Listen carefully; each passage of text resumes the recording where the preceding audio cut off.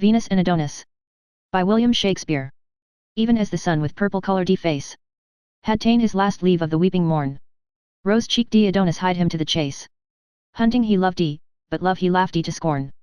Sick-thoughted Venus makes a main unto him, and like a bold fact suitor gins to woo him. Thrice fairer than myself, thus she began. The field's chief flower, sweet above compare, stained to all nymphs, more lovely than a man, more white and red than doves or roses are. Nature that made thee, with herself at strife, saith that the world hath ending with thy life. Vouchsafe, thou wonder, to alight thy steed, and rein his proud head to the saddle bow. If thou wilt deign this favour, for thy meed, 1,000 honey secrets shalt thou know. Here come and sit, where never serpent hisses, and being set, I'll smother thee with kisses, and yet not cloy thy lips with loath satiety, but rather famish them amid their plenty, making them red, and pale, with fresh variety. 10 kisses short as one long as 20. A summer's day will seem an hour but short, being wasted in such time-beguiling sport. With this she seizeth on his sweating palm, the precedent of pith and livelihood, and trembling in her passion, calls it balm, earth's sovereign salve to do a goddess good. Being so enragged, desire doth lend her force, courageously to pluck him from his horse. Over one arm the lusty courser's rein, under her other was the tender boy, who blushed and pouted in a dull disdain. With leaden appetite, unapt to toy, she red and hot as coals of glowing fire. He red for shame, but frosty in desire, the studded bridle on a ragged bough. Nimbly she fastens, oh, how quick is love! The steed is stalled up, and even now, to tie the rider she begins to prove. Backward she pushed him, as she would be thrust, and governed him in strength, though not in lust. So soon was she along, as he was down, each leaning on their elbows and their hips. Now doth she stroke his cheek, now doth he frown, and gins to chide, but soon she stops his lips, and kissing speaks, with lustful language broken. If thou wilt chide, thy lips shall never open. He burns with bashful shame, she with her tears doth quench the maiden burning of his cheeks. Then with her windy sighs and golden hairs, to fan and blow them dry again she seeks. He saith she is immodest, blames her miss. What follows more, she murders with a kiss. Even as an empty eagle, sharp by fast, tires with her beak on feathers, flesh, and bone, shaking her wings, devouring all in haste, till either gorge be stuffed or prey be gone. Even so she kissed his brow, his cheek, his chin, and where she ends she doth anew begin. Forked to content, but never to obey. Panting he lies, and breatheth in her face. She feedeth on the steam, as on a prey, and calls it heavenly moisture, air of grace. Wishing her cheeks were gardens full of flowers, so they were dewy with such distilling showers. Look how a bird lies tangled in a net, so fastened in her arms Adonis lies. Pure shame and haughty resistance made him fret, which bred more beauty in his angry eyes. Rain added to a river that is rank, perforce will force it overflow the bank. Still she entreats, and prettily entreats, for to a pretty ear she tunes her tale. Still is he sullen, still he lures and frets, twixt crimson shame and anger ashy pale. Being red she loves him best, and being white, her best is better with a more delight. Look how he can, she cannot choose but love, and by her fair immortal hand she swears, from his soft bosom never to remove, till he take truce with her contending tears, which long have rained making her cheeks all wet. And one sweet kiss shall pay this countless debt. Upon this promise did he raise his chin, like a dive dapper peering through a wave, who, being looked on, ducks as quickly in. So offers he to give what she did crave. But when her lips were ready for his pay, he winks, and turns his lips another way. Never did passenger in summer's heat more thirst for drink than she for this good turn. Her help she sees, but help she cannot get. She bathes in water, yet her fire must burn. Oh, pity, 'gan she cry, flint-hearted boy! 'Tis but a kiss I beg, why art thou coy? I have been wooed as I entreat thee now, even by the stern and direful god of war, whose sinewy neck in battle ne'er did bow, who conquers where he comes in every jar. Yet hath he been my captive and my slave, and begged for that which thou unasked shalt have. Over my altars hath he hung his lance, his battered shield, his uncontrolled crest, and for my sake hath learned to sport and dance, to toy, to wanton, dally, smile, and jest, scorning his churlish drum and ensign red, making my arms his field, his tent my bed. Thus he that overruled I overswayed, leading him prisoner in a red rose chain. Strong-tempered steel his stronger strength obeyed, yet was he servile to my coy disdain. Oh, be not proud, nor brag not of thy might, For mastering her that foiled the god of fight. Touch but my lips with those fair lips of thine. Though mine be not so fair, yet are they red. The kiss shall be thine own as well as mine. What seest thou in the ground? Hold up thy head. Look in mine eyeballs, there thy beauty lies. Then why not lips on lips, since eyes in eyes? Art thou ashamed to kiss, then wink again. And I will wink, so shall the day seem night. Love keeps his revels where there are but twain. Be bold to play, our sport is not in sight. These blue-veined violets whereon we lean never can blab, nor know not what we mean. The tender spring upon thy tempting lip shows thee unripe, yet mayst thou well be tasted. Make use of time, let not advantage slip. Beauty within itself should not be wasted.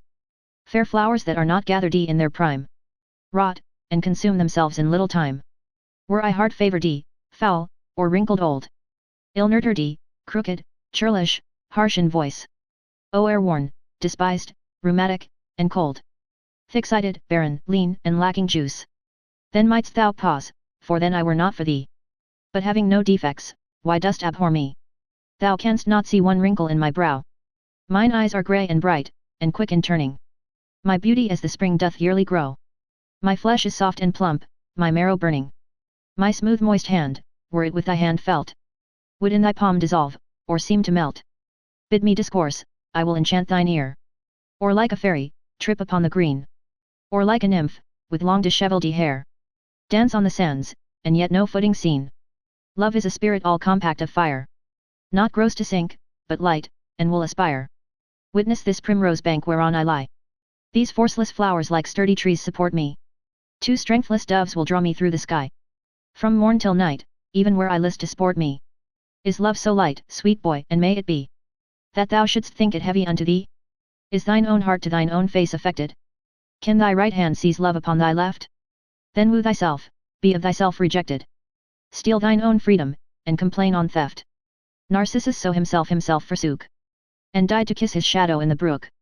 Torches are made to light, jewels to wear, dainties to taste, fresh beauty for the use, herbs for their smell, and sappy plants to bear. Things growing to themselves are growth's abuse. Seeds spring from seeds, and beauty breedeth beauty. Thou wast begot, to get it is thy duty. Upon the earth's increase why shouldst thou feed, unless the earth with thy increase be fed? By law of nature thou art bound to breed, that thine may live when thou thyself art dead. And so in spite of death thou dost survive, in that thy likeness still is left alive. By this the lovesick queen began to sweat, for where they lay the shadow had forsook them. And Titan, tired in the midday heat, with burning eye did hotly overlook them, wishing Adonis had his team to guide, so he were like him and by Venus' side. And now Adonis with a lazy sprite, and with a heavy, dark, disliking eye, his lowering brows o'erwhelming his fair sight, like misty vapours when they blot the sky, souring his cheeks, cries, Fie, no more of love. The sun doth burn my face, I must remove. I me, quoth Venus, young, and so unkind. What bare excuses makest thou to be gone? I'll sigh celestial breath, whose gentle wind shall cool the heat of this descending sun. I'll make a shadow for thee of my hairs. If they burn too, I'll quench them with my tears. The sun that shines from heaven shines but warm, and lo I lie between that sun and thee. The heat I have from thence doth little harm. Thine eye darts forth the fire that burneth me. And were I not immortal, life were done between this heavenly and earthly sun. Art thou obdurate, flinty, hard as steel? Nay more than flint, for stone at rain relenteth.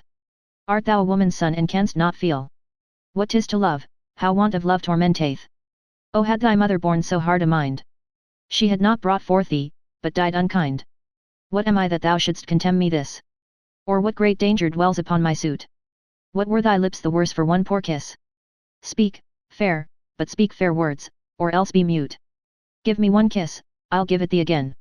And one for rest, if thou wilt have twain. Fie, lifeless picture, cold and senseless stone. Well painted idol, image dull and dead. Statue contenting but the eye alone. Thing like a man, but of no woman bred. Thou art no man, though of a man's complexion. For men will kiss even by their own direction. This said, impatience chokes her pleading tongue, and swelling passion doth provoke a pause. Red cheeks and fiery eyes blaze forth her wrong. Being judge in love, she cannot right her cause. And now she weeps, and now she fain would speak. And now her sobs do her intendments break. Sometimes she shakes her head, and then his hand. Now gazeth she on him, now on the ground. Sometimes her arms enfold him like a band. She would, he will not in her arms be bound. And when from thence he struggles to be gone, she locks her lily fingers one in one. Fondling, she saith, since I have hemmed thee here, within the circuit of this ivory pale, I'll be a park, and thou shalt be my dear. Feed where thou wilt, on mountain or in dale. Graze on my lips, and if those hills be dry, stray lower, where the pleasant fountains lie. Within this limit is relief enough. Sweet bottom grass in high delightful plain, round rising hillocks, breaks obscure and rough, to shelter thee from tempest and from rain. Then be my dear, since I am such a park. No dog shall rouse thee, though 1,000 bark. At this Adonis smiles as in disdain, that in each cheek appears a pretty dimple. Love made those hollows, if himself were slain, he might be buried in a tomb so simple. For knowing well, if there he came to lie, why there love lived he, and there he could not die. These lovely caves, these round enchanting pits, opened their mouths to swallow Venus liking. Being mad before, how doth she now for wits? Struck dead at first, what needs a second striking? Poor queen of love, in thine own law forlorn, to love a cheek that smiles at thee in scorn. Now which way shall she turn? What shall she say? Her words are done, her woes the more increasing. The time is spent, her object will away, and from her twining arms doth urge releasing. Pity, she cries, some favour, some remorse. Away he springs, and hasteth to his horse. But lo from forth a copse that neighbours by, a breeding jennet, lusty, young, and proud, Adonis tramping courser doth espy. And forth she rushes, snorts, and neighs aloud. The strong-necked steed, being tied unto a tree, breaketh his rein, and to her straight goes he. Imperiously he leaps, he neighs, he bounds. And now his woven girths he breaks asunder. The bearing earth with his hard hoof he wounds, whose hollow womb resounds like heaven's thunder. The iron bit he cruise hate 'tween his teeth, controlling what he was controlled with. His ears up pricked his braided hanging mane, upon his compass crest now stand on end. His nostrils drink the air, and forth again, as from a furnace, vapours doth he send. His eye, which scornfully glisters like fire, shows his hot courage and his high desire. Sometime he trots, as if he told the steps, with gentle majesty and modest pride. Anon he rears upright, curvets, and leaps, as who should say, lo thus my strength is tried, and this I do to captivate the eye of the fair breeder that is standing by. What recketh he his rider's angry stir, his flattering holla, or his stand, I say? What cares he now for curb or pricking spur, for rich caparisons or trappings gay? He sees his love, and nothing else he sees, for nothing else with his proud sight agrees. Look when a painter would surpass the life in limning out a well-proportioned steed, his art with nature's workmanship at strife, as if the dead the living should exceed. So did this horse excel a common one, in shape, in courage, colour, pace, and bone. Round hoofed, short-jointed, fetlocks shag and long, broad breast, full eye, small head and nostril wide, high crest, short ears, straight legs and passing strong, thin mane, thick tail, broad buttock, tender hide. Look, what a horse should have he did not lack, save a proud rider on so proud a back. Sometimes he scuds far off, and there he stares. Anon he starts at stirring of a feather, to bid the wind abase he now prepares. And where he run or fly they know not whether, for through his mane and tail the high wind sings, fanning the hares, who wave like feathered wings. He looks upon his love, and neighs unto her. She answers him as if she knew his mind, being proud, as females are, to see him woo her. She puts on outward strangeness, seems unkind, spurns at his love and scorns the heat he feels, beating his kind embracements with her heels. Then like a melancholy malcontent, he veils his tail that like a falling plume, cool shadow to his melting buttock lent. He stamps, and bites the poor flies in his fume.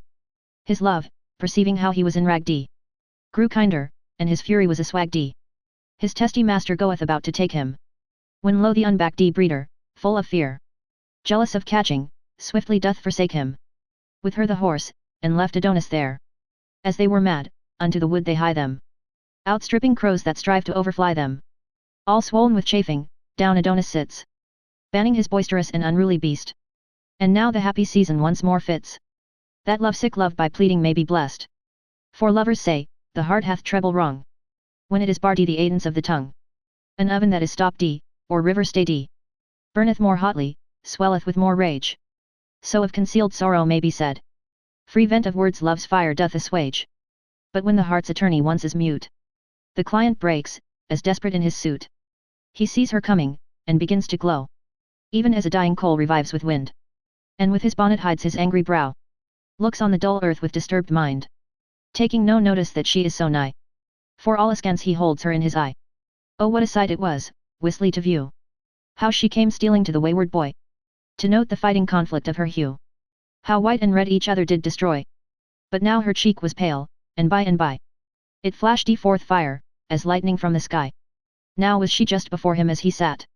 And like a lowly lover down she kneels. With one fair hand she heaveth up his hat. Her other tender hand his fair cheek feels. His tender rare cheek receives her soft hand's print. As apt as new fallen snow takes any dint.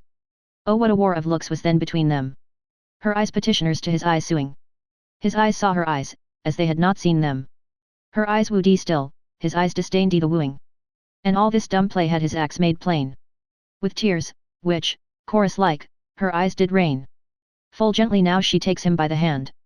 A lily prisoned in a jail of snow. Or ivory in an alabaster band. So white a friend engirds so white a foe. This beauteous combat, wilful and unwilling.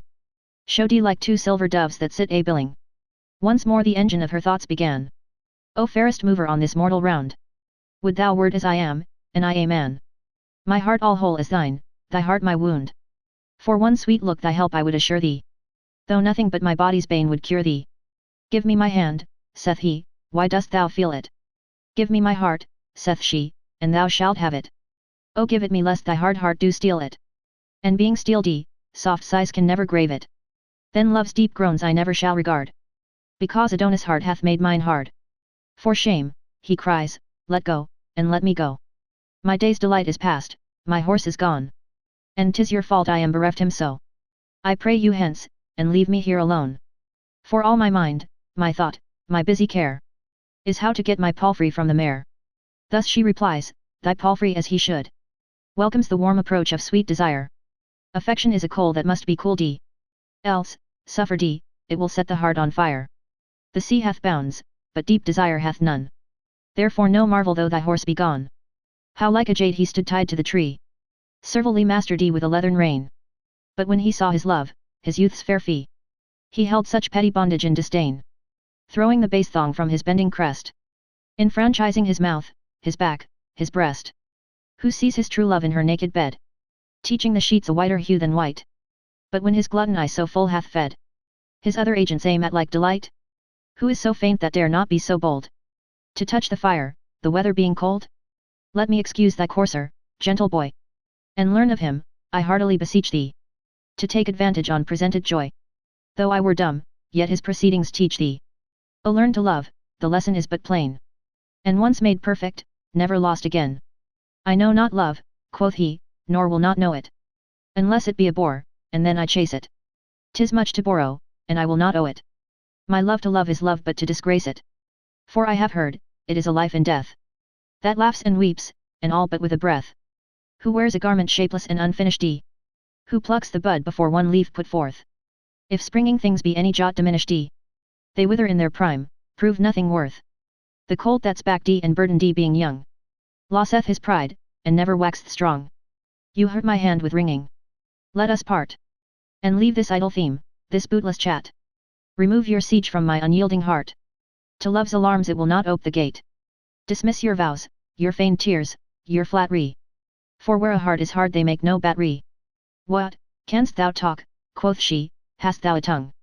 Oh, would thou hadst not, or I had no hearing. Thy mermaid's voice hath done me double wrong. I had my load before, now pressed with bearing. Melodious discord, heavenly tune, harsh sounding. Ears deep sweet music, and heart's deep sore wounding. Had I no eyes but ears, my ears would love that inward beauty and invisible. Or were I deaf, thy outward parts would move. Each part in me that were but sensible. Though neither eyes nor ears, to hear nor see. Yet should I be in love by touching thee. Say that the sense of feeling were bereft me. And that I could not see, nor hear, nor touch. And nothing but the very smell were left me. Yet would my love to thee be still as much. For from the still lighterly of thy face excelling, comes breath perfumed, that breedeth love by smelling. But oh, what banquet wert thou to the taste! Being nurse and feeder of the other four. Would they not wish the feast might ever last? And bid suspicion double lock the door. Lest jealousy, that sour unwelcome guest, should by his stealing in disturb the feast. Once more the ruby-colored portal opened d, which to his speech did honey passage yield. Like a red morn that ever yet betokened d. Wrack to the seaman, tempest to the field. Sorrow to shepherds, woe unto the birds. Gusts and foul flaws to herdmen and to herds. This ill presage advisedly she marketh. Even as the wind is hushed before it raineth. Or as the wolf doth grin before he barketh. Or as the berry breaks before it staineth. Or like the deadly bullet of a gun. His meaning struck her ere his words begun. And at his look she flatly falleth down. For looks kill love, and love by looks reviveth. A smile recurs the wounding of a frown. But blessed bankrout, that by love so thriveth. The silly boy, believing she is dead, claps her pale cheek, till clapping makes it red. And all amazed break off his late intent. For sharply he did think to reprehend her, which cunning love did wittily prevent. Fair fall the wit that can so well defend her. For on the grass she lies as she were slain. Till his breath breatheth life in her again. He wrings her nose, he strikes her on the cheeks. He bends her fingers, holds her pulses hard. He chafes her lips, 1,000 ways he seeks to mend the hurt that his unkindness marred. He kisses her, and she, by her good will never rise, so he will kiss her still. The night of sorrow now is turned to day. Her two blue windows faintly she upheaveth, like the fair sun when in his fresh array. He cheers the morn, and all the world relieveth. And as the bright sun glorifies the sky, so is her face illumined with her eye, whose beams upon his hairless face are fixed as if from thence they borrowed all their shine. Were never four such lamps together mixed had not his clouded with his brows repine. But hers, which through the crystal tears gave light, shone like the moon in water seen by night. Oh, where am I, quoth she, in earth or heaven? Or in the ocean drenched or in the fire? What hour is this? Or morn or weary even? Do I delight to die, or life desire? But now I lived and life was death's annoy. But now I died, and death was lively joy. Oh, thou didst kill me once again. Thy eyes' shrewd tutor, that hard heart of thine, hath taught them scornful tricks, and such disdain, that they have murdered this poor heart of mine. And these mine eyes, true leaders to their queen, but for thy piteous lips no more had seen. Long may they kiss each other for this cure. Oh, never let their crimson liveries wear, and as they last, their verdure still endure, to drive infection from the dangerous year, that the stargazers, having writ on death, may say, the plague is banished by thy breath. Pure lips, sweet seals in my soft lips imprinted. What bargains may I make, still to be sealing? To sell myself I can be well contented. So thou wilt buy and pay and use good dealing. Which purchase if thou make, for fear of slips, set thy seal manual on my wax red lips. 1,000 kisses buys my heart from me, and pay them at thy leisure, one by one. What is 10 touches unto thee? Are they not quickly told and quickly gone? Say, for non-payment that the debt should double. Is 20 kisses such a trouble? Fair queen, quoth he, if any love you owe me, measure my strangeness with my unripe years. Before I know myself, seek not to know me. No fisher but the ungrown fry forbears. The mellow plum doth fall, the green sticks fast. Or being early plucked is sour to taste. Look the world's comforter, with weary gait. His day's hot task hath ended in the west. The owl, night's herald, shrieks, 'tis very late. The sheep are gone to fold, birds to their nest. And coal black clouds that shadow heaven's light do summon us to part, and bid good night. Now let me say good night, and so say you. If you will say so, you shall have a kiss. Good night, quoth she, and ere he says adieu, the honey fee of parting tender is. Her arms do lend his neck a sweet embrace. Incorporate then they seem, face grows to face, till breathless he disjoined and backward drew the heavenly moisture, that sweet coral mouth, whose precious taste her thirsty lips well knew. Whereon they surfeit, yet complain on drouth. He with her plenty pressed she faint with dearth. Their lips together glued, fall to the earth. Now quick desire hath caught the yielding prey, and glutton-like she feeds, yet never filleth. Her lips are conquerors, his lips obey, paying what ransom the insulter willeth. Whose vulture thought doth pitch the price so high, that she will draw his lips' rich treasure dry. And having felt the sweetness of the spoil, with blindfold fury she begins to forage. Her face doth reek and smoke, her blood doth boil, and careless lust stirs up a desperate courage, planting oblivion, beating reason back, forgetting shame's pure blush and honor's rack. Hot, faint, and weary, with her heart embracing, like a wild bird being tamed with too much handling, or as the fleet foot roe that's tiered with chasing, or like the froward infant still with dandling. He now obeys, and now no more resists taith. While she takes all she can, not all she listeth. What wax so frozen but dissolves with tempering? And yields at last to every light impression?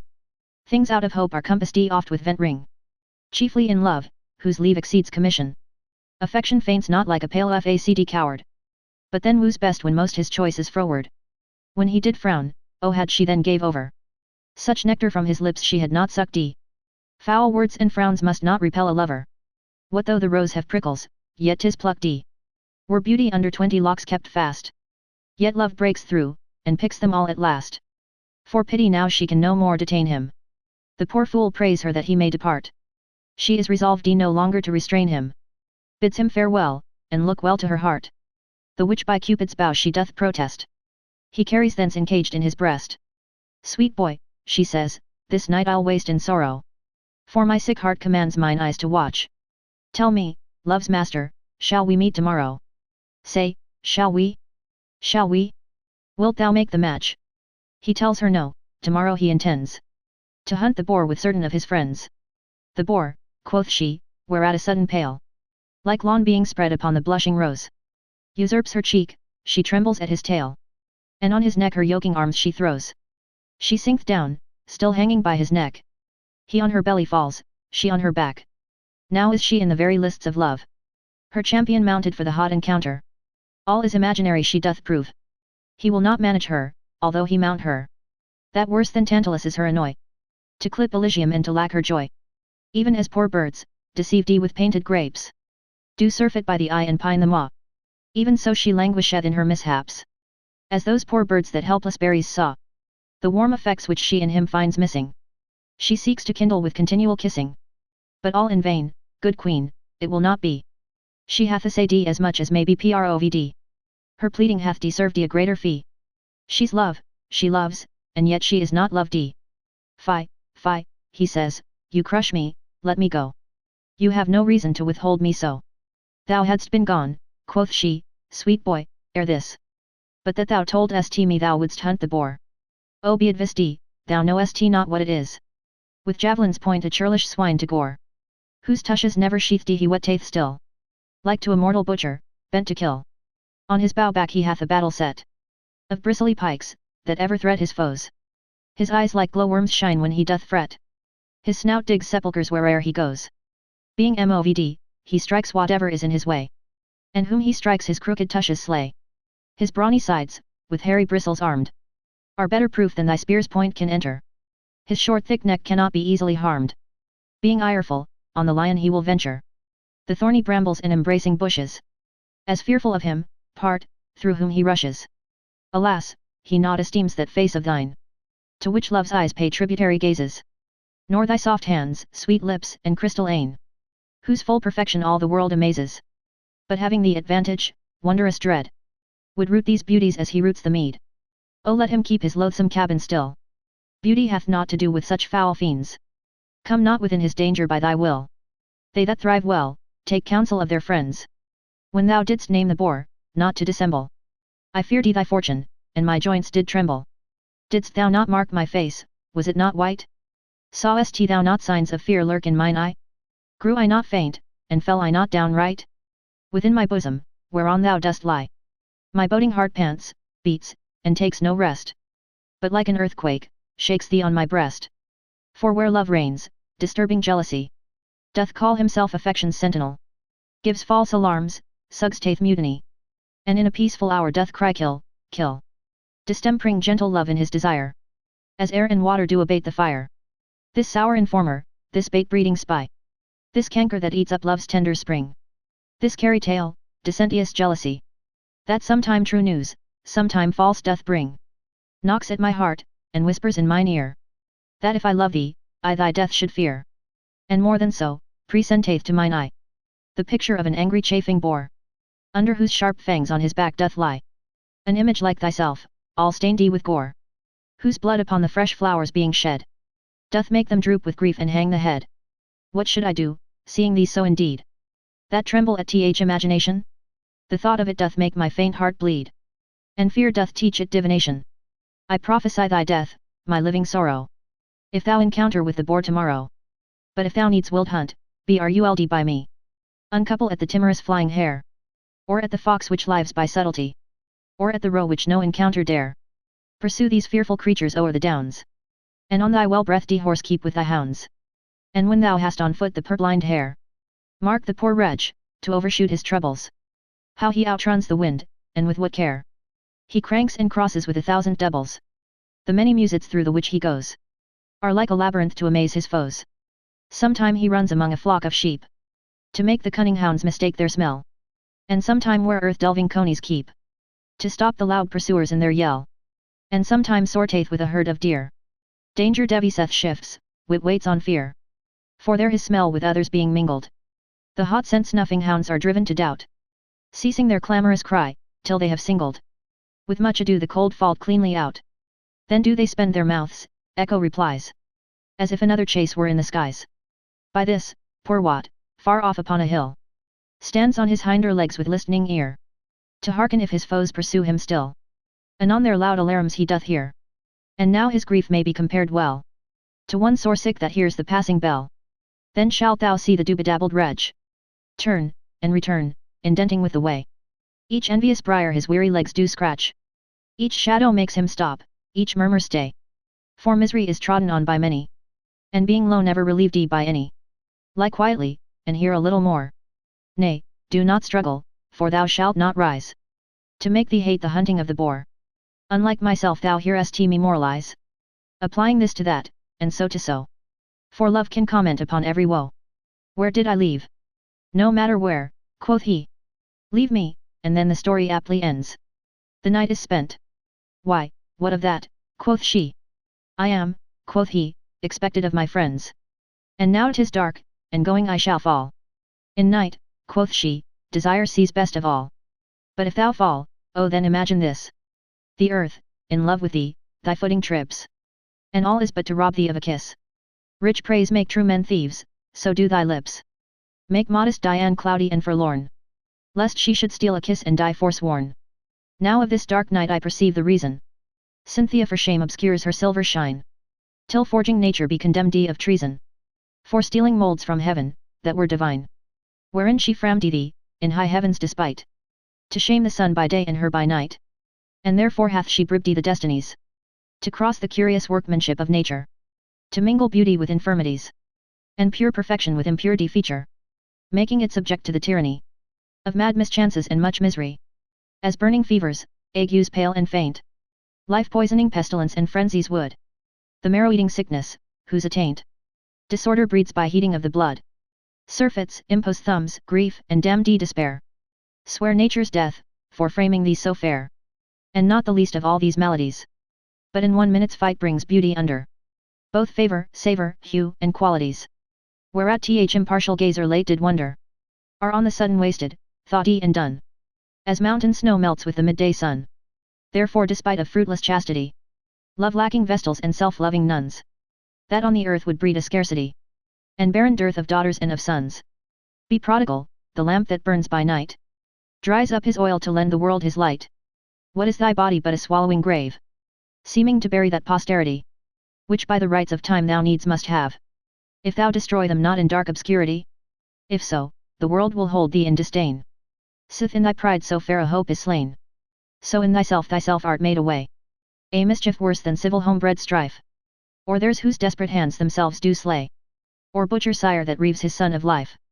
Foul cankering rust the hidden treasure frets, but gold that's put to use more gold begets. Nay then, quoth Adon, you will fall again into your idle overhandled theme. The kiss I gave you is bestowed in vain, and all in vain you strive against the stream. For by this black facd night, desire's foul nurse, your treatise makes me like you worse and worse. If love have lent you 20,000 tongues, and every tongue more moving than your own, bewitching like the wanton mermaid's songs, yet from mine ear the tempting tune is blown. For no, my heart stands armed in mine ear, and will not let a false sound enter there, lest the deceiving harmony should run into the quiet closure of my breast, and then my little heart were quite undone, in his bedchamber to be bardy of rest. No, lady, no, my heart longs not to groan, but soundly sleeps, while now it sleeps alone. What have you urged that I cannot reprove? The path is smooth that leadeth on to danger. I hate not love, but your device in love, that lends embracements unto every stranger. You do it for increase, O strange excuse! When reason is the bawd to lust's abuse. Call it not love, for love to heaven is fled. Since sweating lust on earth usurped his name, under whose simple semblance he hath fed upon fresh beauty, blotting it with blame, which the hot tyrant stains and soon bereaves, as caterpillars do the tender leaves. Love comforteth like sunshine after rain, but lust's effect is tempest after sun. Love's gentle spring doth always fresh remain, lust's winter comes ere summer hath begun. Love surfeits not, lust like a glutton dies. Love is all truth, lust full of forged lies. More I could tell, but more I dare not say. The text is old, the orator too green. Therefore, in sadness, now I will away. My face is full of shame, my heart of teen. Mine ears, that to your wanton talk attended, do burn themselves for having so offended. With this he breaketh from the sweet embrace of those fair arms which bound him to her breast, and homeward through the dark lawn runs apace. Leaves love upon her back deeply distressed. Look how a bright star shooteth from the sky. So glides he in the night from Venus' eye, which after him she darts, as one on shore, gazing upon a late embarked friend, till the wild waves will have him seen no more, whose ridges with the meeting clouds contend. So did the merciless and pitchy night fold in the object that did feed her sight, whereat amazed, as one that unaware hath dropped a precious jewel in the flood, or stonished as night wanderers often are, their light blown out in some mistrustful wood. Even so confounded in the dark she lay, having lost the fair discovery of her way. And now she beats her heart, whereat it groans, that all the neighbor caves, as seeming troubled, make verbal repetition of her moans. Passion on passion deeply is redoubled. I me, she cries, and 20 times, woe, woe. And 20 echoes 20 times cry so. She marking them, begins a wailing note, and sings extemporally a woeful ditty. How love makes young men thrall, and old men dote. How love is wise and folly foolish witty. Her heavy anthem still concludes in woe, and still the choir of echoes answers so. Her song was tedious, and outwore the night. For lovers' hours are long, though seeming short. If pleased themselves, others they think, delight. In such like circumstance, with such like sport, their copious stories oftentimes begun, end without audience, and are never done. For who hath she to spend the night withal, but idle sounds resembling parasites, like shrill-tongued tapsters answering every call, soothing the humor of fantastic wits? She says, 'tis so, they answer all, 'tis so, and would say after her, if she said no. Lo, hear the gentle lark, weary of rest, from his moist cabinet mounts up on high, and wakes the morning, from whose silver breast the sun ariseth in his majesty. Who doth the world so gloriously behold, that cedar tops and hills seem burnished gold? Venus salutes him with this fair good morrow.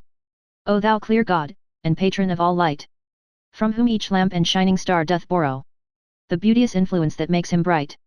There lives a son that sucked an earthly mother, may lend thee light, as thou dost lend to other. This said, she hasteth to a myrtle grove, musing the morning is so much o'erworn, and yet she hears no tidings of her love.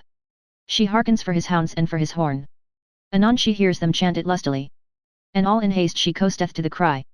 And as she runs, the bush is in the way. Some catch her by the neck, some kiss her face, some twine about her thigh to make her stay. She wildly breaketh from their strict embrace, like a milch doe, whose swelling dugs do ache, hasting to feed her fawn hid in some brake.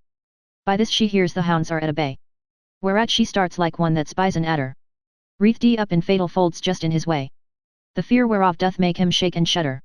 Even so the timorous yelping of the hounds appalls her senses, and her spirit confounds. For now she knows it is no gentle chase, but the blunt boar, rough bear, or lion proud, because the cry remaineth in one place, where fearfully the dogs exclaim aloud, finding their enemy to be so cursed. They all strain courtsy who shall cope him first. This dismal cry rings sadly in her ear, through which it enters to surprise her heart, who overcome by doubt and bloodless fear, with cold pale weakness numbs each feeling part. Like soldiers when their captain once doth yield, they basely fly and dare not stay the field. Thus stands she in a trembling ecstasy, till cheering up her senses sore dismayed, she tells them 'tis a causeless fantasy, and childish error, that they are afraid, bids them leave quaking, bids them fear no more. And with that word, she spied the hunted boar, whose frothy mouth bepainted all with red, like milk and blood being mingled both together. A second fear through all her sinews spread, which madly hurries her she knows not whither. This way she runs, and now she will no further, but back retires, to rate the boar for murther. 1,000 spleens bear her 1,000 ways, She treads the path that she untreads again. Her more than haste is mated with delays. Like the proceedings of a drunken brain. Full of respects, yet not at all respecting. In hand with all things, not at all affecting. Here kenneled in a brake she finds a hound. And asks the weary caitiff for his master. And there another licking of his wound. Gainst venom soars the only sovereign plaster. And here she meets another sadly scowling. To whom she speaks, and he replies with howling. When he hath seized his ill-resounding noise. Another flap-mouthed mourner, black and grim.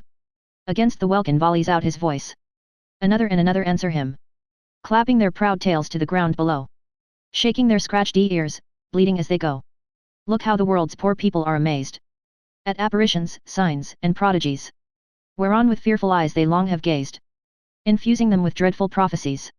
So she at these sad signs draws up her breath. And sighing it again, exclaims on death. Hard-favored tyrant, ugly, meager, lean. Hateful divorce of love, thus chides she death. Grim grinning ghost, earth's worm, what dost thou mean? To stifle beauty and to steal his breath. Who when he lived his breath and beauty set. Gloss on the rose, smell to the violet. If he be dead, oh no, it cannot be. Seeing his beauty, thou shouldst strike at it. Oh yes, it may, thou hast no eyes to see. But hatefully at random dost thou hit. Thy mark is feeble age, but thy false dart. Mistakes that aim, and cleaves an infant's heart. Hadst thou but bid beware, then he had spoke. And hearing him, thy power had lost his power. The destinies will curse thee for this stroke. They bid thee crop a weed, thou pluckest a flower. Love's golden arrow at him should have fled. And not death's ebon dart to strike him dead. Dost thou drink tears, that thou provokest such weeping? What may a heavy groan advantage thee? Why hast thou cast into eternal sleeping those eyes that taught all other eyes to see? Now nature cares not for thy mortal vigor. Since her best work is ruined with thy rigor. Here overcome, as one full of despair. She veiled her eyelids, who like sluices stopped the crystal tide that from her two cheeks fair. In the sweet channel of her bosom dropped but through the floodgates breaks the silver rain. And with his strong course opens them again. Oh how her eyes and tears did lend and borrow. Her eyes seen in the tears, tears in her eye. Both crystals, where they viewed each other's sorrow. Sorrow that friendly sighs sought still to dry.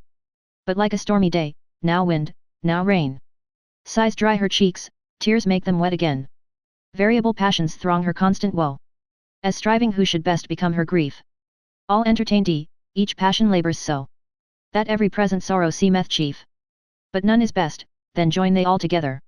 Like many clouds consulting for foul weather. By this, far off she hears some huntsman holla. A nurse's song ne'er pleased her babe so well. The dire imagination she did follow. This sound of hope doth labour to expel. For now reviving joy bids her rejoice. And flatters her it is Adonis' voice. Whereat her tears began to turn their tide. Being prisoned in her eye, like pearls in glass. Yet sometimes falls an orient drop beside. Which her cheek melts, as scorning it should pass.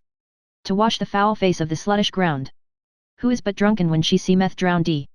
O hard-believing love, how strange it seems. Not to believe, and yet too credulous. Thy will and woe are both of them extremes. Despair and hope make thee ridiculous. The one doth flatter thee in thoughts unlikely. In likely thoughts the other kills thee quickly.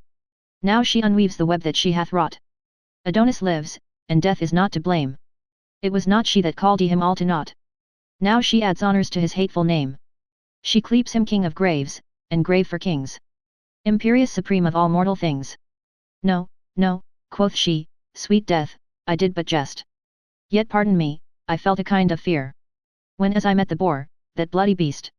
Which knows no pity, but is still severe. Then, gentle shadow truth I must confess. I railed on thee, fearing my love's decease. 'Tis not my fault, the boar provoked my tongue. Bewreaked on him, invisible commander. 'Tis he, foul creature, that hath done thee wrong. I did but act, he's author of my slander. Grief hath two tongues, and never woman yet could rule them both, without 10 women's wit. Thus hoping that Adonis is alive. Her rash suspect she doth extenuate.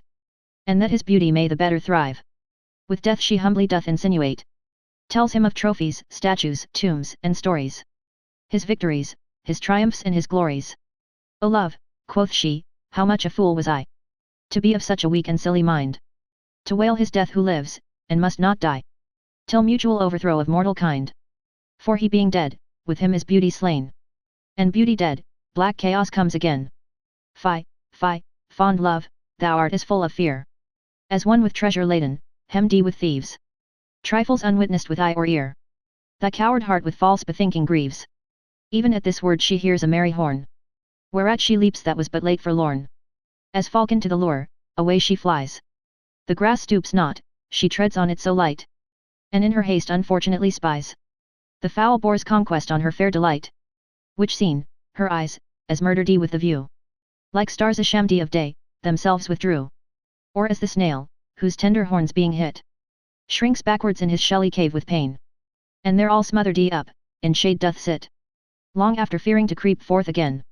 So at his bloody view her eyes are fled into the deep dark cabins of her head, where they resign their office and their light to the disposing of her troubled brain, who bids them still consort with ugly night, and never wound the heart with looks again, who like a king perplexed in his throne, by their suggestion gives a deadly groan, whereat each tributary subject quakes, as when the wind imprisoned in the ground, struggling for passage, earth's foundation shakes, which with cold terror doth men's minds confound. This mutiny each part doth so surprise, that from their dark beds once more leap her eyes, and being opened through unwilling light, upon the wide wound that the boar had trenched in his soft flank, whose wonted lily white, with purple tears that his wound wept, was drenched no flower was nigh, no grass, herb, leaf or weed, but stole his blood and seemed with him to bleed. This solemn sympathy poor Venus noteth. Over one shoulder doth she hang her head. Dumbly she passions, frantically she doth. She thinks he could not die, he is not dead. Her voice is stopped her joints forget to bow. Her eyes are mad, that they have wept till now. Upon his hurt she looks so steadfastly, that her sight dazzling makes the wound seem three. And then she reprehends her mangling eye, that makes more gashes, where no breach should be. His face seems twain, each several limb is doubled. For oft the eye mistakes, the brain being troubled.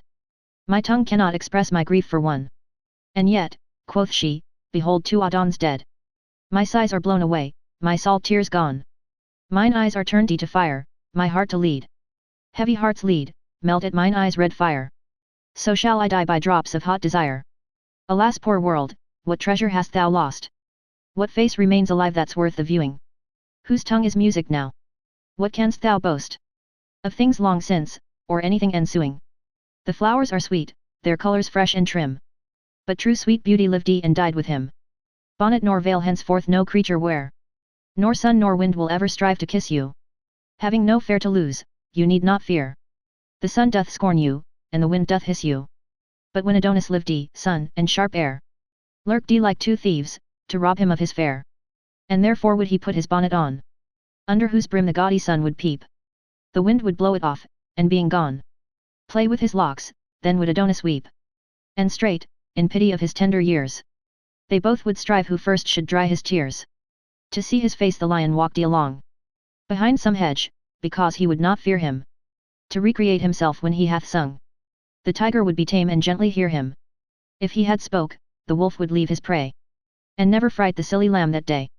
When he beheld his shadow in the brook, the fishes spread on it their golden gills. When he was by, the birds such pleasure took, that some would sing, some other in their bills would bring him mulberries and ripe red cherries. He fed them with his sight, they him with berries. But this foul, grim, and urchin snout boar, whose downward eye still looped for a grave, ne'er saw the beauteous livery that he wore. Witness the entertainment that he gave. If he did see his face, why then I know he thought to kiss him, and hath killed him so. 'Tis true, thus was Adonis slain. He ran upon the boar with his sharp spear, who did not whet his teeth at him again, but by a kiss thought to persuade him there. And nuzzling in his flank, the loving swine sheathed unaware the tusk in his soft groin. Had I been toothed like him, I must confess, with kissing him I should have killed him first. But he is dead, and never did he bless my youth with his, the more am I accursed. With this she falleth in the place she stood, and stains her face with his congealed blood. She looks upon his lips, and they are pale. She takes him by the hand, and that is cold. She whispers in his ears a heavy tale, as if they heard the woeful words she told. She lifts the coffer lids that close his eyes, where lo, 2 lamps burned out in darkness lies. 2 glasses where herself beheld 1,000 times, and now no more reflect their virtue lost, wherein they late excelled, and every beauty robbed of his effect.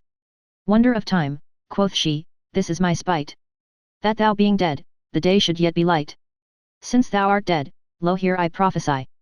Sorrow on love hereafter shall attend. It shall be waited on with jealousy. Fine sweet beginning, but unsavory end. Ne'er settled equally, but high or low. That all love's pleasure shall not match his woe. It shall be fickle, false, and full of fraud. Bud, and be blasted in a breathing while. The bottom poison, and the top o'er straw.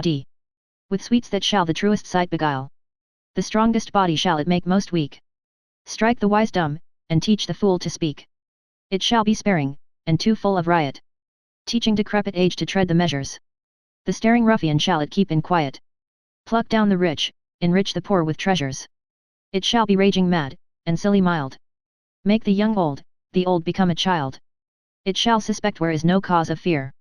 It shall not fear where it should most mistrust. It shall be merciful, and too severe. And most deceiving when it seems most just. Perverse it shall be, where it shows most toward. Put fear to valor, courage to the coward. It shall be cause of war and dire events. And set dissension twixt the son and sire. Subject and servile to all discontents. As dry combustious matter is to fire. Sith in his prime death doth my love destroy. They that love best their love shall not enjoy. By this the boy that by her side lay killed was melted like a vapor from her sight. And in his blood that on the ground lay spilled a purple flower sprung up, checkered with white. Resembling well his pale cheeks, and the blood, which in round drops upon their whiteness stood. She bows her head, the new sprung flower to smell. Comparing it to her Adonis breath. And says within her bosom it shall dwell. Since he himself is reft from her by death. She crops the stalk, and in the breach appears green dropping sap, which she compares to tears. Poor flower, quoth she, this was thy father's guise. Sweet issue of a more sweet-smelling sire.